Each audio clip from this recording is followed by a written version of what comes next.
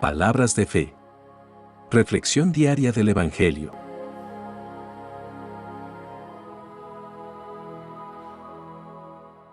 Lectura de la primera carta del apóstol San Pablo a los Tesalonicenses, capítulo 4, versículos 13 al 18.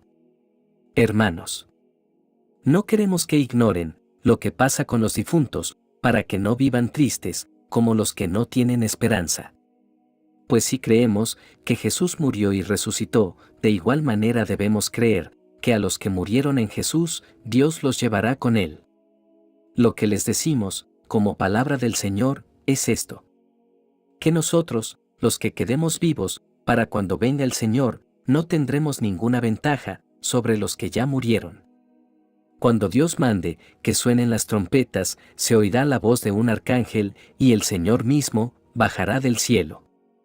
Entonces, los que murieron en Cristo, resucitarán primero, después nosotros, los que quedemos vivos, seremos arrebatados, juntamente con ellos entre nubes, por el aire, para ir al encuentro del Señor, y así, estaremos siempre con Él.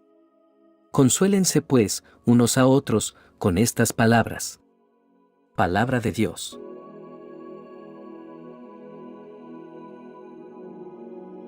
Lectura del Santo Evangelio según San Lucas, capítulo 4, versículos 16 al 30. En aquel tiempo, Jesús fue a Nazaret, donde se había criado. Entró en la sinagoga, como era su costumbre, hacerlo los sábados, y se levantó para hacer la lectura. Se le dio el volumen del profeta Isaías, lo desenrolló, y encontró el pasaje en que estaba escrito: El Espíritu del Señor está sobre mí, porque me ha ungido, para llevar a los pobres la buena nueva, para anunciar la liberación a los cautivos y la curación a los ciegos, para dar libertad a los oprimidos, y proclamar el año de gracia del Señor. Enrolló el volumen, lo devolvió al encargado, y se sentó. Los ojos de todos los asistentes a la sinagoga estaban fijos en él. Entonces comenzó a hablar, diciendo: Hoy mismo se ha cumplido este pasaje de la Escritura que ustedes acaban de oír. Todos le daban su aprobación y admiraban la sabiduría de las palabras que salían de sus labios, y se preguntaban: ¿No es este el hijo de José? Jesús les dijo: Seguramente me dirán aquel refrán: Médico, cúrate a ti mismo, y haz aquí, en tu propia tierra, todos esos prodigios que hemos oído que has hecho en Cafarnaúm. Y añadió: Yo les aseguro que nadie es profeta en su tierra. Había ciertamente en Israel muchas viudas en los tiempos de Elías, cuando faltó la lluvia, durante 3 años y medio, y hubo un hambre terrible en todo el país. Sin embargo, a ninguna de ellas fue enviado Elías, sino a una viuda que vivía en Sarepta, ciudad de Sidón. Había muchos leprosos en Israel en tiempos del profeta Eliseo, sin embargo, ninguno de ellos fue curado, sino Naamán, que era de Siria. Al oír esto, todos los que estaban en la sinagoga se llenaron de ira, y levantándose, lo sacaron de la ciudad y lo llevaron hasta una barranca del monte, sobre el que estaba construida la ciudad, para despeñarlo. Pero él, pasando por en medio de ellos, se alejó de allí. Palabra del Señor.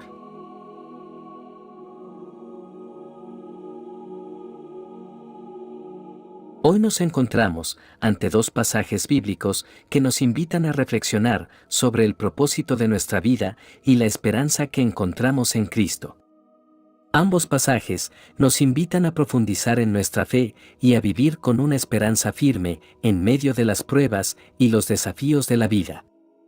La primera lectura nos habla sobre la esperanza de la resurrección y el encuentro glorioso con nuestro Señor en su segunda venida. El apóstol Pablo aborda un tema sensible, pero vital, la cual es la muerte de los creyentes. En la comunidad de Tesalónica, algunos creyentes estaban preocupados por aquellos que habían fallecido antes de la segunda venida de Cristo. Pablo les asegura que no deben estar afligidos como aquellos que no tienen esperanza. Aquí, la diferencia entre los creyentes y los no creyentes se vuelve evidente. La muerte no es el final para aquellos que están en Cristo. En lugar de la desesperación, los creyentes tienen una esperanza viva y real en la resurrección y en el encuentro con el Señor. Pablo también establece la base teológica de nuestra esperanza en la resurrección. La muerte y resurrección de Jesús son fundamentales para nuestra fe. Así como Jesús resucitó de entre los muertos, también lo harán aquellos que murieron creyendo en Él. En su segunda venida, Jesús traerá consigo a aquellos que durmieron en Él.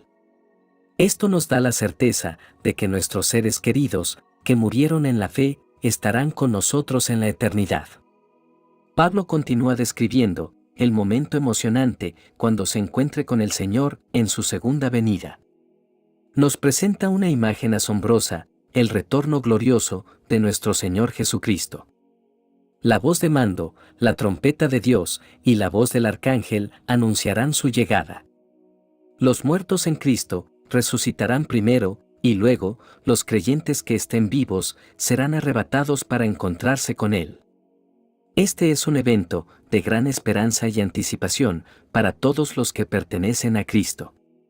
El encuentro con el Señor, la resurrección y la eternidad en su presencia son fuentes de consuelo y fortaleza en medio de las luchas y desafíos de la vida. Queridos hermanos, esta lectura nos ofrece una visión celestial y llena de esperanza. Nos recuerda que nuestra fe en Jesucristo va más allá de esta vida terrenal. La muerte no es el final, sino un paso hacia la vida eterna. La resurrección de Cristo es la garantía de nuestra propia resurrección. Esto significa que podemos enfrentar la muerte con valentía y esperanza, sabiendo que la victoria ya ha sido ganada por nuestro Salvador. El pasaje de la lectura también nos anima a vivir con una expectativa constante de la segunda venida de Cristo. Saber que un día nos encontraremos con nuestro Señor nos motiva a vivir con integridad y devoción en cada área de nuestras vidas. Nuestra esperanza en la resurrección y el encuentro con el Señor debe impactar cómo vivimos aquí y ahora. Entonces, ¿cómo podemos aplicar esta enseñanza en nuestra vida diaria? En primer lugar, debemos cultivar la esperanza. Meditemos en estas verdades con frecuencia. Recordemos que nuestra vida no termina en esta tierra, sino que está destinada a una eternidad con Dios. En segundo lugar, busquemos el consuelo en el dolor. Cuando enfrentemos la pérdida de algún ser querido, recordemos que no estamos sin esperanza. La resurrección nos da consuelo en medio del duelo. En tercer lugar, debemos vivir con propósito. Mantengamos una perspectiva eterna al tomar decisiones. Vivamos en santidad, buscando honrar a Dios en todo lo que hacemos. En cuarto lugar, compartamos la esperanza. Alentemos a otros hermanos con estas verdades de la palabra de Dios. Como comunidad de creyentes, podemos ser fuentes de esperanza unos para otros. Y por último, debemos estar preparados para el encuentro con el Señor. Vivamos con la expectativa de su venida. Mantengamos nuestras vidas en orden y nuestras lámparas encendidas, como lo instó Jesús en sus enseñanzas. En el Evangelio de hoy, encontramos una lección profunda sobre la aceptación y el rechazo de la palabra de Dios, así como el llamado a vivir en la gracia y el amor de Cristo. El pasaje del Evangelio comienza con Jesús regresando a su ciudad natal de Nazaret. El día de reposo, como era su costumbre, entró en la sinagoga y se levantó para leer las Escrituras. Le entregaron el libro del profeta Isaías y Jesús leyó las palabras proféticas que resonarían en los corazones de todos los presentes. Estas palabras revelan la misión y el propósito de Jesús en la tierra. Él vino para sanar a los quebrantados de corazón, para liberar a los cautivos de sus cadenas y para dar esperanza a los oprimidos. Esta lectura resonó profundamente en aquellos que lo escucharon, ya que anhelaban la llegada del Mesías prometido, que traería consuelo y redención. Sin embargo, lo que sigue es un giro sorprendente en la historia. Jesús estaba afirmando que él mismo era el cumplimiento de estas profecías mesiánicas. Él era el ungido por Dios para llevar a cabo esta misión de salvación. Esta revelación debió haber impactado a todos los presentes, pero en lugar de recibirlo con alegría, se encontraron con el rechazo. La respuesta inicial de la gente fue de asombro y asentimiento. Se maravillaron de las palabras sabias que salían de su boca. Pero la incredulidad se apoderaron de ellos cuando recordaron que Jesús era el hijo de José, el carpintero. No podían reconciliar su conocimiento previo de Jesús con la grandeza de la misión que él estaba proclamando. Jesús, en su sabiduría, entendió el escepticismo en sus corazones y les recordó dos ejemplos del Antiguo Testamento de cómo Dios envió a Elías a una viuda en Sarepta y cómo sanó a Naamán, el sirio. Estos ejemplos subrayaban que Dios opera más allá de las expectativas humanas y a menudo trabaja a través de personas que no son reconocidas por su estatus social o étnico. Este giro en la narrativa revela una verdad fundamental sobre la aceptación y el rechazo de la palabra de Dios. A menudo, nuestras expectativas pueden nublar nuestra percepción de la verdad divina. Podemos perder la oportunidad de experimentar la gracia de Dios cuando desestimamos a quienes Él elige como instrumentos de su obra.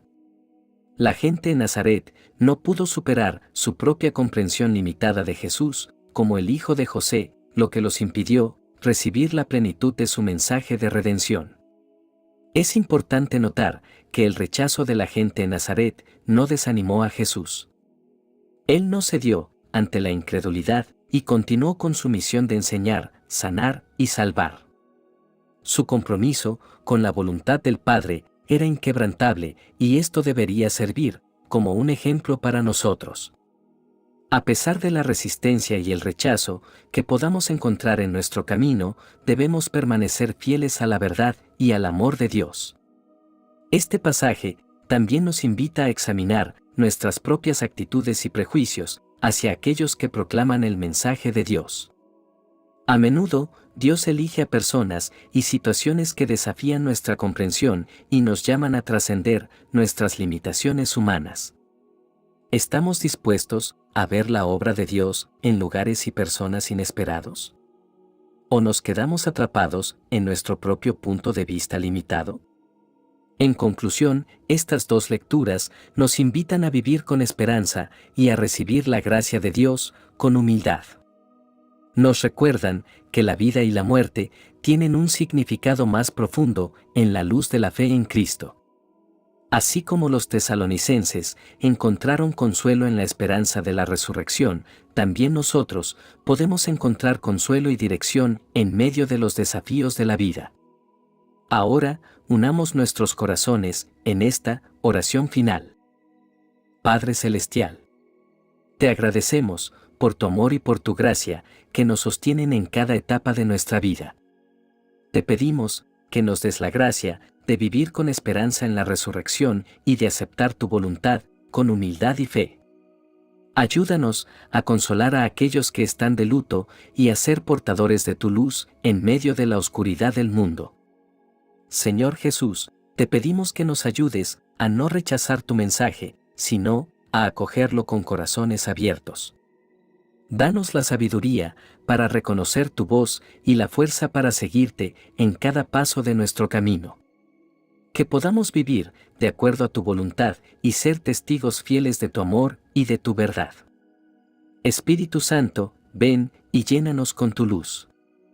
Inspíranos a vivir con esperanza y a confiar en la promesa de la resurrección. Guíanos en nuestras decisiones y ayúdanos a crecer en santidad y amor fraterno. Dios de misericordia, te confiamos nuestras vidas y nuestras preocupaciones. Ayúdanos a vivir cada día con una profunda confianza en tu amor y en tu plan para nosotros. Que podamos encontrar consuelo en la esperanza de la vida eterna y vivir en plena comunión contigo. Te lo pedimos en el nombre de Jesús, nuestro Salvador. Amén. Que la bendición de Dios te acompañe en este día. Si te gustó esta reflexión, déjanos un comentario y no se te olvide compartir con los demás la palabra de Dios.